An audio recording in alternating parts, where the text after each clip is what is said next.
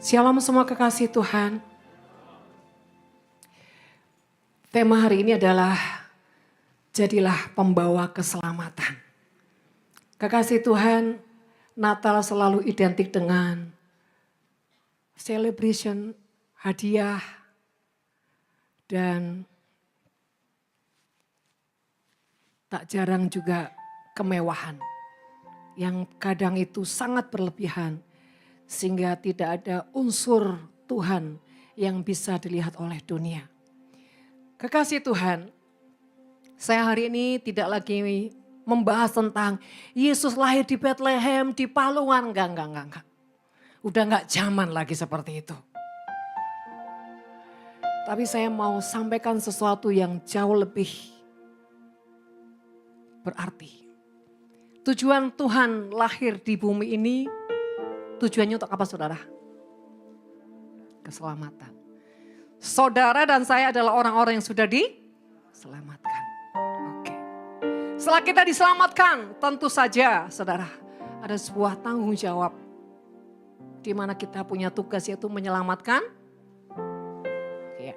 Yuk kita sama-sama buka dalam Kisah Para Rasul pasal yang keempat. Kisah Para Rasul pasal yang keempat ayat yang ke-12. Demikian firman Tuhan, dan keselamatan tidak ada di dalam siapapun juga selain di dalam Dia. Sebab di bawah kolong langit ini tidak ada nama lain yang diberikan kepada manusia yang olehnya kita dapat diselamatkan. Saudara dikatakan, dan keselamatan tidak ada. Titik saudara ya. Tidak ada di dalam siapapun selain di dalam Dia. Dia siapa? Yesus.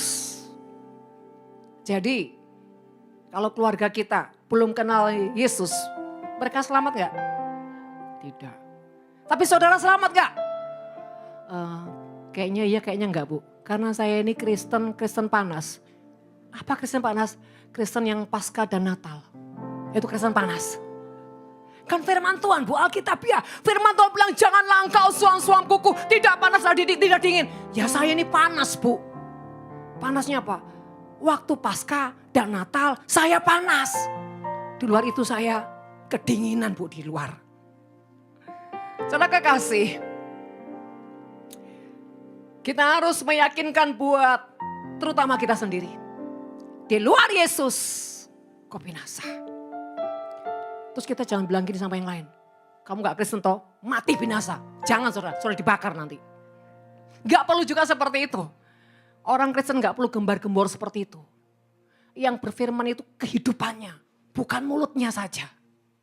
Banyak orang cuma ngomong firman, Tuhan. Tapi hidupnya, innalillahi wa innalillahi rojiun. Mati. Karena apa? Cuma ngomong. Tapi kehidupannya sama sekali gak berdampak, sama sekali gak bersinar. Bu, tenang Bu, ini baru prakata, kok udah dibakar-bakar. Bagus.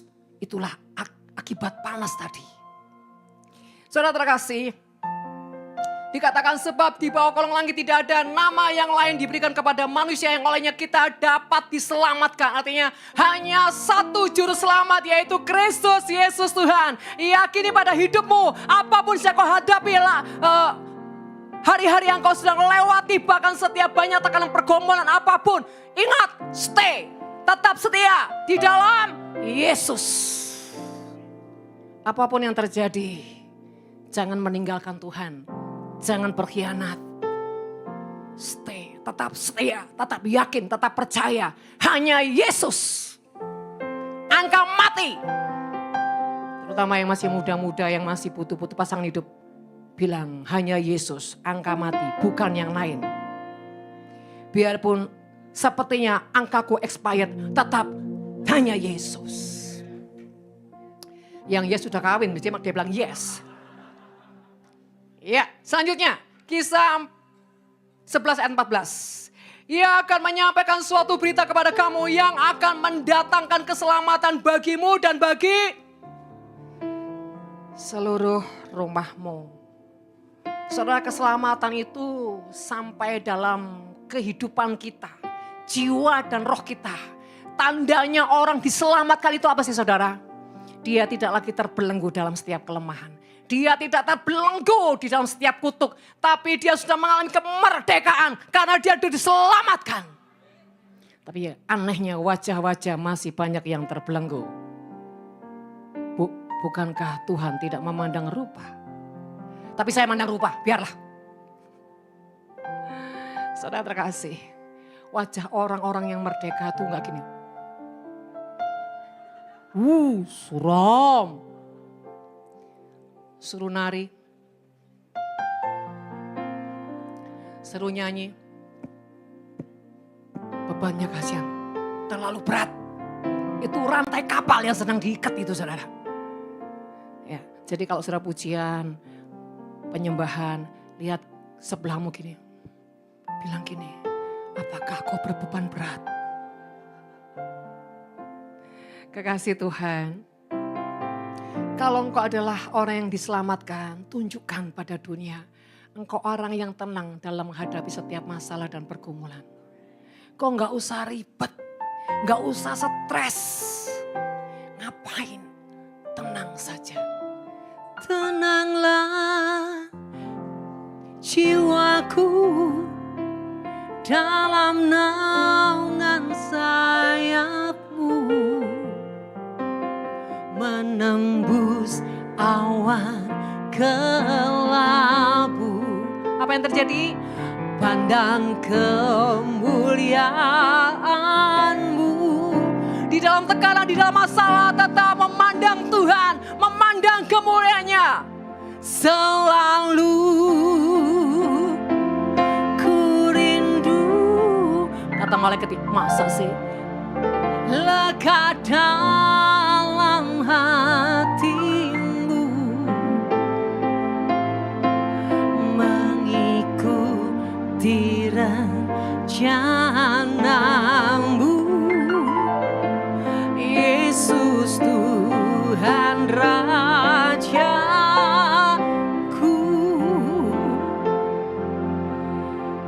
Kalau Jupe aja bilang, aku rapopo, aku rapopo. Lah saudara anak Tuhan lebih ora apa-apa. Makanya tadi nyanyi, aku wis gak rewel Gusti. Aku wis gak rewel Gusti. Nek atiku akeh duwete, aku wis gak rewel. Terus istri bilang sama suami, aku wis gak rewel Hani. Bukan Pak Hani itu. Aku wis gak rewel sayang, kalau kau bawa aku ke salon perawatan yang mahal. Wis keriput kabeh Pak ini Pak. Ini harus ditemak, disontek, dimasukkan apa gitu. Ditarik-tarik. Pak kalau ada istri seperti itu, ambilkan benang jarum, jahit sendiri Pak ya. Ojo bingungi perawatan. Yang perlu dirawat ini di jiwa. Wih suami langsung bangga. Aduh bebanku terlepas. Karena ini ada wajah-wajah istri yang, wah perawatan Bapak, perawatan. Itu tetangga perawatan, kinclong. Perawatan yang sangat-sangat afdol itu hadirat Tuhan. Oh loh, suami terus dari tadi amin amin. Istrinya terasa. Itu doa suami, Tuhan kiranya cawan ini berlalu daripadaku. Sekali lagi saudara terkasih, orang yang merdeka, yang diselamatkan, yang merdeka itu hatinya tenang. Sekalipun banyak pergumulan, banyak masalah, banyak tantangan. Katakan, hatiku berjaya. Yes, hatiku berjaya. Amin. Hatiku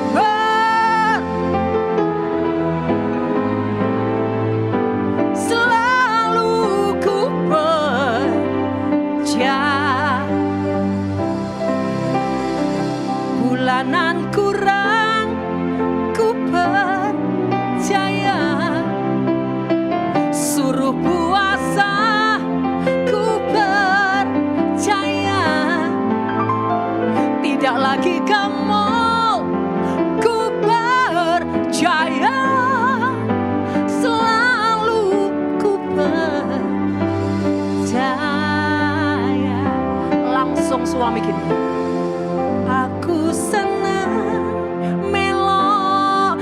Yesus, istriku bertobat. Tapi ojo sampai kumat,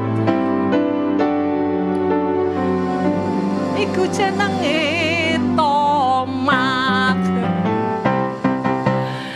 Ya, istri-istri itu jangan jadi beban suami. Istri itu penuh, bukan Coba bilang sama kanan kirimu, kalau ada istrinya, oh enggak bu, Pak Guanto bilang, istriku bertobat. Saya senang loh kalau mau Pak Guanto ini. Tambah lama tambah ganteng. Hihi. Tiap hari nyanyi sama istrinya, sayang, sayang, disayang. Aku disayang istriku, aku dilayani istriku, istriku, istriku sekarang tambah cantik. Semakin tua, madunya semakin manis. Ya, jangan kayak Pak Sentosa, sibuk terus. Aku ndak ada waktu, sayang. Aku ndak ada waktu, sayang. Aku sibuk di rumah Tuhanku. Ku harap kau mengerti,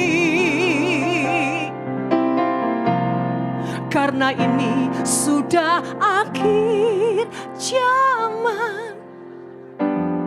Kita rebut jiwa-jiwa, sayang. Ku harap kau mengerti cintaku. Jangan ada kepahitan. Terima kasih Tuhan, terima kasih. Ya begitulah. Artinya keselamatan harus sampai dalam kehidupan kita. Bahkan menjadi dampak pengaruh yang mengubah kita. Sehingga ketika orang melihat kita, kamu gak punya masalah? Ada. Kamu gak punya tekanan? Ada. Kok bersinar? Yesus di dalam hatiku. Kamu ada masalah? Ada tekanan? Utang ngono po. Waduh. Celaka saudara kayak gini nih. Ya. Tetap manusia itu selalu ada masalah, ada pergumulan. Bahkan orang-orang yang tertentu yang didewasakan Tuhan, dibentuk, dimurnikan. Semakin ada tekanan. Tapi kalau reaksi-reaksi kita dewasa, reaksi-reaksi kita positif. Engkau sadar, engkau semakin dibawa Tuhan, semakin dekat, semakin dekat. Selama ku menyembahmu, ku percaya bahwa mujizat masih terjadi. Walaupun sini banyak tekanan, tetap senyum. Selama ku menyembahmu dengan iman, ku melihat ada mujizat setiap hari. Nanti Tuhan itu termehek-mehek saudara. Praktekkan. Kalau hatimu tulus nyembah, percaya, ikhlas hadapi apapun. Tuhan yang akan menangis buat saudara. Air matamu akan menjadi air yang menyentuh, menyegarkan jiwa Tuhan. Karena didapati engkau tulus. Tapi kalau engkau kecewa, engkau marah. Tuhan, sampai kapan ini? Terus nyanyi, menghitung hari. Kok gak mari-mari penderitaanku Tuhan? Saudara, setiap proses, setiap pergumulan, setiap didikan, jangan terlalu difokuskan. Kalau kita sadar itu seizin Tuhan, jalani saja.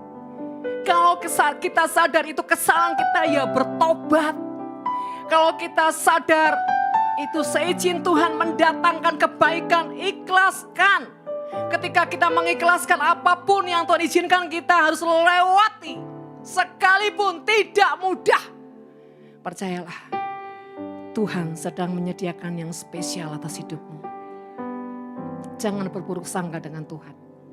Karena Dia mendandani orang-orang yang dipersiapkan untuk sesuatu yang besar. Amin.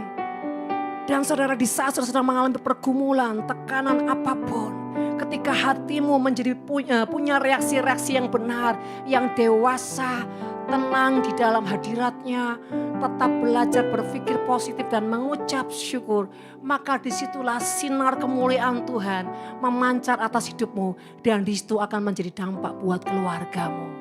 Sehingga keluargamu akan lihat gini, Mam, aku bangga lo punya Mami.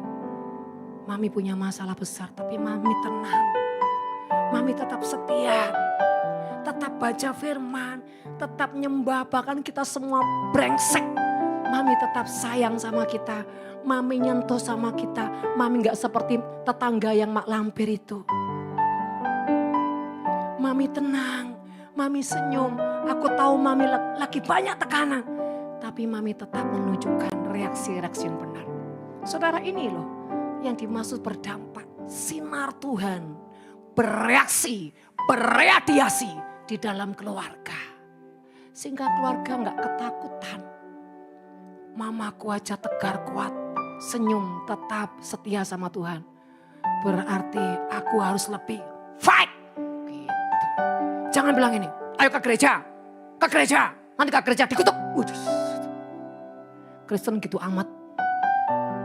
Ya, saudara terkasih, mari keselamatan di dalam kita itu harus kita membiarkan hidup kita sampai keselamatan itu meradiasi, mengubahkan hidup kita. Bahkan tanpa kata-kata, setiap orang melihat aura Tuhan, yaitu aura yang penuh ketenangan, kedamaian, kasih, kemurahan, perbuatan-perbuatan baik. Bahkan hati yang setia mencari Tuhan dalam segala waktu. Ibadah bukan tergantung mood. Ibadah bukan tergantung keuangan. Ibadah bukan tergantung situasi hatimu yang senang. Tapi dalam segala susah, dalam segala duka dan suka, tetap setia, tetap cari Tuhan. Saudara, di momen Natal, ingat, seorang bayi telah lahir. Dia lahir di kandang yang kotor, yang hina. Bahkan diletakkan di palungan. Artinya gini saudara, kalau kehidupanmu kotor di dalam, itu mengerikan. Yesus lahir di kandang yang hina, di palungan, kotor, tempat kotor. Tetapi karena dia bersih, suci dan mulia, tempat kotor menjadi tempat penyembahan yang ilahi. Demikian juga hidup saudara dan saya. Relakan semua yang kotor di dalam harus keluar. Semua yang di daging keluar. Dimatikan. Ketika itu keluar, maka kehidupan yang ilahi bertumbuh dalam kita. Meradiasi dalam hidup kita. Dan berjalannya waktu, kekudusan Tuhan, pengurapan Tuhan, karakter-karakter Tuhan lahir di hidup kita. Yang tadinya kita kotor dan hidup dalam kutuk, tiba-tiba hidup kita meradiasi ilahi, menjadi sarana-sarana menyelamatkan banyak jiwa-jiwa. Hidup ini harus dibarter dengan yang ilahi. Kandang itu kotor. Saudara, yang mengerikan itu adalah bukan yang di luar yang kotor, tapi di dalam kita. Kalau engkau tidak rela dilucuti semua kelemahan sifat karaktermu dan rela engkau ditaruh tempat yang paling hina. Apa itu saudara? Tidak ada lagi kehormatan, tidak ada lagi keangkuhan, kesombongan. Bahkan mungkin dunia melihat saudara mengalami proses, engkau dilihat sebelah mata, engkau dipandang sebelah mata, engkau dihinakan, engkau difitnah, apapun itu, sampah-sampah tiba-tiba menghujani hidupmu pada saat engkau dibersihkan. Saudara, semua sampah yang di luar itu tidak bereaksi apapun ketika yang di dalam kau izinkan tetap dibersihkan. Palungan, tempat yang kecil, tidak bisa bergerak. Kayu yang sangat sederhana, tidak bisa bebas. Tapi disitulah penguasaan diri dibentuk. Kerendahan hati dibentuk. Kehambaan dibentuk. Dari palungan yang sederhana. Cuma terbuat dari kayu yang kecil. Dan membuat engkau tidak bisa bergerak ke kanan kiri. Membuat engkau tidak bebas dengan kedaginganmu. Hanya engkau ada dalam pembentukan Tuhan. Kau relakan. Saudara kekasih, Tuhan membentuk kita dengan semua yang sifatnya sederhana. Apa itu? Kasih, kemurahan, kebaikan, pengampunan, sederhana. Bukan sesuatu yang mulu-mulu. Doa puasa 40 hari 4 malam tidak makan tidak minum. Tidak, saudara. Sesuatu yang sederhana yang harus kita runtuhkan di jiwa kita. Yang kotor itu. Dan hanya mengikuti kehendak Bapa. Bergerak dengan maunya Tuhan, bukan maunya kita. Kalau gerak dengan maunya kita, kedagingan kita semakin liar, bebas. Tapi kalau bergerak dengan Tuhan, adalah kehendak Tuhan yang membuat kedagingan kita terbatas sampai jadi angka mati. Kekasih Tuhan, sudahkah Yesus lahir di hati kita? Natal bukan perkara kemewahan. Bukan perkara hadiah. Ingat, Natal mengingatkan setiap kita. Mesias, Tuhan yang kudus yang mulia. Rela meninggalkan tahta yang sangat kudus. Turun menjadi sesuatu yang hina. Demi mencintai kita. Demi menyelamatkan kita. Jadi artinya Natal itu mengingatkan pertobatan kita. Kita sudah diselamatkan. Sudahkah kita berbuah untuk menjadi keselamatan orang lain, terutama di keluarga? Saudara, hari-hari ini kita harus lebih fokus dengan keluarga. Jangan biarkan keluargamu terhilang. Terhilang dari hatimu. Enggak kok Bu, kami selalu bersama-sama. Tidur dalam satu kamar yang sama. Makan dalam satu meja yang sama. Yang membedakan adalah kesibukan kami handphone masing-masing. Sama aja Kak, itu roh perpecahan. Saudara, yang menentukan kesatuan hati bukan di fisik, tapi di dalam hati kita. Adakah chemistry di dalam keluarga satu dengan yang lain? Itu diikat dengan kasih yang sangat kuat. Adakah seorang ibu ketika anaknya belum pulang? Kok dia belum pulang ya jam 12? Gak apa-apa lah, pulang besok juga gak apa-apa, mati juga gak apa-apa. Apakah seperti itu saudara? Kalau ada orang tua seperti itu, dia gak pusing, anaknya pulang gak pulang, anaknya kemana gak kemana. Dia gak pernah pusing. Itu bukan orang tua yang benar. Orang tua yang benar. Ketika dirasa anaknya harusnya pulang, kok belum pulang ya. Dia akan cari, dia akan merindukan. Juga seorang anak, kalau mamanya pergi. Mama kemana? Pergi, kemana? Keluar kota. Oh, kapan pulang? Gak tahu. Loh kok gak tahu? Kan gak masalah mama pulang gak pulang. Serem banget. Halo para ibu-ibu, kalau kau pergi meninggalkan rumah, apakah keluargamu berduka atau berpesta? Karena mamaku terlalu cerewet, terlalu bawel, terlalu resek dan terlalu kepo. Sekarang kan orang-orang tua tuh banyak kepo sama anak. Kamu pacaran sama siapa? Dia kaya apa enggak sih? Mobilnya berapa? Loh, bukan masalah keponya saudara. Kita tuh harus menjadi orang mengupgrade diri. Zaman sekarang bukan seperti zaman kita Siti Nurbaya. Enggak suka dikawinin jadi. Zaman sekarang itu ngatasin anak muda harus ngerti sela-selanya. Jangan seperti diktator. Bertobat ya. Kalau kamu enggak gereja, kata Tuhan mati nanti. Dia bilang gini, mama aja mati duluan. Kita gak bisa mendoktrin anak-anak kita, keluarga kita dengan cara kita. Tapi bagaimana kita harus menyentuh mereka dengan kasih, belajar mengerti keluarga, belajar memahami anak-anak kita. Itu namanya menghamba di dalam keluarga. Supaya mereka yang hatinya keras, hatinya membatu, dengan kita merendahkan diri, dengan kita menjadi orang yang terus menyentuh dengan kerendahan hati, dengan kelembutan, maka sekeras apapun, ujungnya dia akan tersentuh. Kembali lagi ke kasih Tuhan semua. Sudah berapa lama kau jadi anak Tuhan? Dan berapa hasil jiwa yang sudah kau dapat untuk kau persembahkan? Bu, saya kira-kira ya 35 tahun lah Bu. Jiwa yang saya dapat ya baru suami saya Bu, baru suami saya. Kalau bisa malaikat bilang gini, ngerti gitu gak pernah dilahirkan di bumi karena gak berguna ini. Mandul.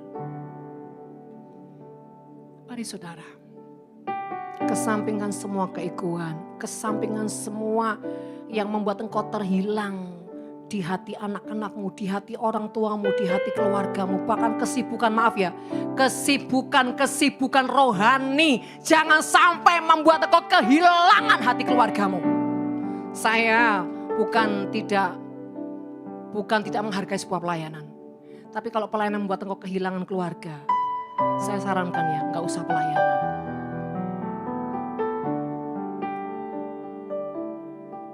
Coba cek, kita sibuk itu untuk apa? Karena di sini ada pelayan-pelayan Tuhan. Ada orang yang suka muter-muter ke gereja. Jangan yang pada diri sendiri. Saya sibuk untuk apa?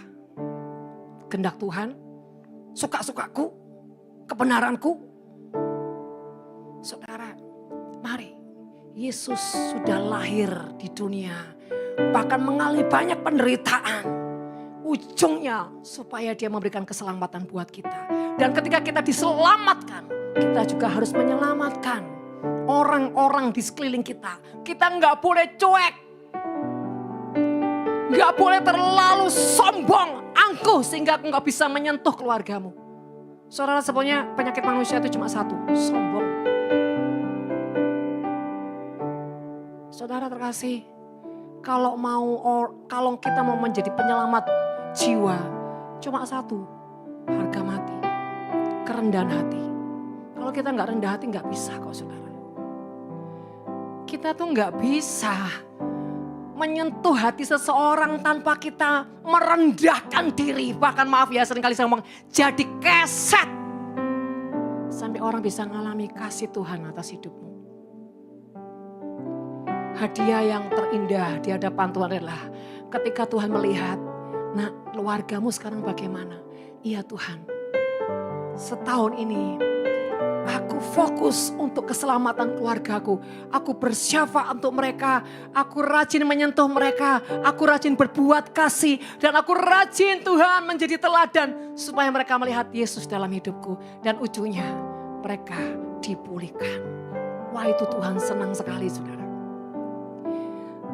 Bukan gini, Tuhan se-Jawa Timur sudah kuselamatkan. Tetapi kenapa keluargaku hancur ya Tuhan? Nah ini ngeri saudara. Ya, mari saudara kasih. Tanggung jawab menyelamatkan keluarga itu menjadi nomor satu.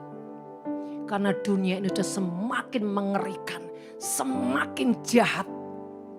Tadi pagi saya dikirimin sebuah video yang dimana mereka bisa membuat pabrik-pabrik bayi saudara.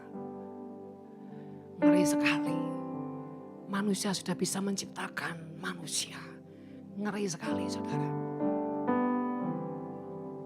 Manusia sudah mau menyaingi Tuhan. Di video itu saudara ribuan bayi. Di inkubator. Saya sampai waduh Tuhan. Dan saya dengar juga ada di Taiwan. Orang yang mati disimpan di satu tempat. Nanti 2 minggu bisa dihidupkan lagi. Saya bilang benar tak? Tapi satu hal saya tangkap. antikris sudah semakin merajalela. Dan terus mengupdate hidupnya, mengupdate terus kemampuannya. Sedangkan anak Tuhan angka mati dengan pertobatannya. Mari kekasih Tuhan, sadar hari-hari ini gak semakin bagus, gak semakin baik, gak semakin tenang. Akan ada kegoncangan-kegoncangan ke depan. Sudahkah kita menjadi orang yang mempersiapkan diri masuk pada kegoncangan-kegoncangan dunia? Sudahkah kita punya pertahanan, pondasi yang kuat, mengalami keintiman dengan Tuhan supaya hidup saudara dan keluarga saudara dipastikan akan aman dalam perlindungan Tuhan?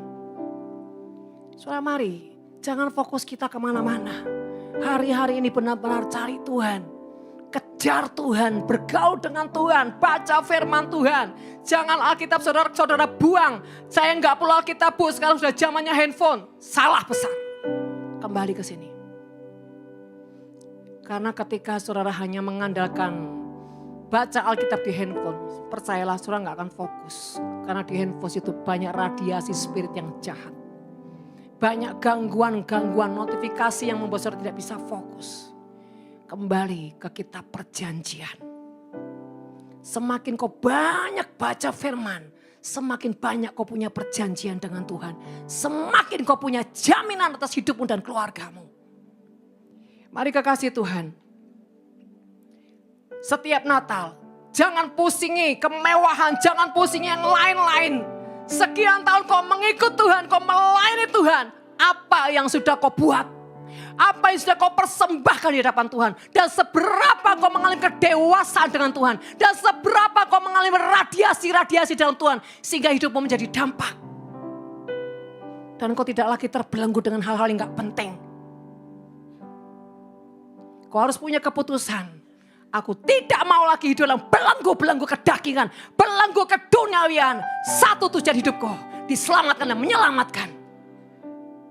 Karena kita gak tahu kapan Tuhan tiba-tiba panggil kita. Saya berdiri di sini. 1 jam lagi saya juga gak tahu apakah saya tetap masih hidup. Sebab itu berjaga-jaga. Yesus harus lahir di hidup kita. Harus meradiasi dalam hidup kita. Supaya hidup kita dimanapun membawa terang Tuhan. Membawa kebenaran Tuhan. Membawa api pertobatan. Yang berdampak buat setiap sekeliling saudara. Buat jiwa-jiwa, buat kota, buat bangsa. Jangan hanya hidup untuk berfokus pada diri sendiri. Ini waktunya hidupmu berdampak. Persembahkan hadiah Natal yang terbaik adalah kehidupanmu semakin dewasa di dalam Tuhan. Dan kau mempersembahkan keluarga-keluargamu di hadapan Tuhan. Jiwa-jiwa. Kota yang dipulihkan, bangsa yang dibangkitkan. Mari saudara, maknakan Natal dengan hal-hal yang jauh lebih penting dari sekedar sesuatu yang duniawi. Kenapa Natal selalu identik dengan warna merah? Untuk mengingatkan memori kita sudah ditebus darah Yesus. Darah yang menebus kita dari segala kutuk. Darah yang menjadi materai perjanjian, melindungi kita, menjamin kita sampai akhir. Darah di mana Sang Mesias sudah meletakkan korban hidupnya demi menyelamatkan kita. Kenapa Natal identik dengan putih? Bicara kemurnian, kesucian, hati yang harus ada di dalam hidup kita. Kenapa Natal identik dengan hijau? Seperti pohon Natal ini. Di dalam hidup kita, ketenangan Kristus harus lahir dan menguasai hati kita, bahkan di tengah badai sekalipun. Di hati kita harus melahirkan damai sejahtera Tuhan di setiap saat. Kenapa pohon berbentuk seperti gunung? Ketika kau mencari hadirat Tuhan, mengejar hadirat Tuhan, semakin lama lingkup hidupmu, hatimu, seleramu semakin kecil. Dulu kau mencintai dunia begitu lebar. Begitu engkau semakin mencintai Tuhan, semakin mengalami banyak proses, tapi hatimu tetap percaya, tulus mengasihi Tuhan, bahkan tidak merubah bobotmu mengasihi Tuhan. Maka radiasi itu akan membawa engkau semakin mencintai Tuhan dan meletakkan semua yang duniawi. Sehingga semakin hari semakin kau ada di puncak gunung Tuhan. Engkau ada di atas gunung Tuhan. Sebab itu ku memujimu, Engkau Allahku, mulutku kan selalu pujimu dan angkat tangan sembahmu, tinggikan namamu, Yesus, kemuliaan bagimu. Engkau hanya fokus untuk kemuliaan Tuhan. Ini tanda lambang daripada gunung Tuhan. Dan setiap lampu yang kemerlip ini saudara, ini bicara gereja Tuhan. Harus saling melengkapi. Kalau yang satunya redup, yang satunya menopang untuk menyala. Jangan ikut redup. Ini juga melambangkan kita tidak bisa hidup sendiri. Harus bersama-sama, unity. Makanya lampunya bergantian saudara. Artinya kita tidak bisa hidup tanpa yang lain. Kita nggak bisa melakukannya semua sendiri. Bagaimana dengan hiasan-hiasan Natal? Itu melambangkan warna kehidupanmu, buah rohmu, tergantung. Kalau itu bintang, artinya hatimu selalu bersinar di tengah kegelapan. Kalau itu bola-bola saudara ya, bola-bola itu melambangkan adalah hatimu yang bulat. Kalau itu silver, itu melambangkan sekalipun dalam tekanan penderitaan, aku tetap setia dan kuat. Kalau itu gold, di dalam tekanan aku tetap menyembah dan aku tetap memuliakan Tuhan. Aku tahan api. Bahkan aku di dalam api kemuliaan. Tergantung saudara. Lonceng-lonceng itu melambangkan dering-dering Tuhan harus menjadi gelora di hatiku. Banyak saudara kalau semua mau diungkapkan ini enggak habis. Pita melambangkan keindahan. Kapas di bawah, semua harus beralaskan kekudusan. Ini enggak tahu siapa yang pasang, saya enggak tahu. Kalau saya yang pasang, setiap titik saya punya makna. Dan saya selalu punya hitungan. Dalam apapun hidup saya selalu menghitung. Saya selalu mencari makna-makna yang sangat dalam dengan Tuhan. Karena ujungnya saya katakan, Tuhan, inilah perjanjianku denganmu. Saudara kekasih dalam nama Tuhan. Mari di Natal di tahun 2022. Saudara, tidak ada yang satu kebetulan. Kami menentukan di tanggal 18 ini karena kami doa. 18 itu artinya 1 itu Tuhan. 8 itu unlimited. Di dalam Tuhan maka ada berkat yang tanpa batas. Di bulan 12 itu angka 12 suku Israel. Perjanjian warisan yang sempurna. 2 itu perjanjian antara kita dengan Tuhan. 2 yang di tengah sepakat. 2 yang terakhir genap. Terjadi. Hari Minggu, hari perhentian. Semua kesibukan dunia hanya quality time dengan Tuhan. Di jam 1 bicara apa? Kekuatan dan perjanjian Tuhan sampai kekekalan. Amin. Iya. Yang gak paham ya sudahlah. Yang paham, yes Tuhan. Terlambat. Makanya saudara kalau dengar sesuatu dan itu menjadi rema, yes, tangkap, sambat dengan kuat. Maka ketika ke yes, itu jadi saudara. Jangan Yes, udah lewat saudara. Gak apa-apa belajar. Oke, kembali lagi.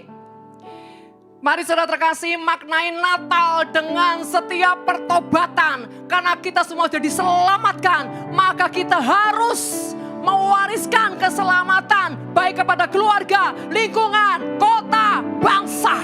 Lahirkan jiwa-jiwa lewat doamu, seruanmu, perbuatan baikmu, bahkan kehidupanmu yang terus bersinar di dalam Tuhan. Sehingga setiap orang melihat hidupmu, dia melihat kasih Tuhan, dia melihat perbuatan Tuhan, dia melihat teladan-teladan Kristus tanpa sebuah kata-kata.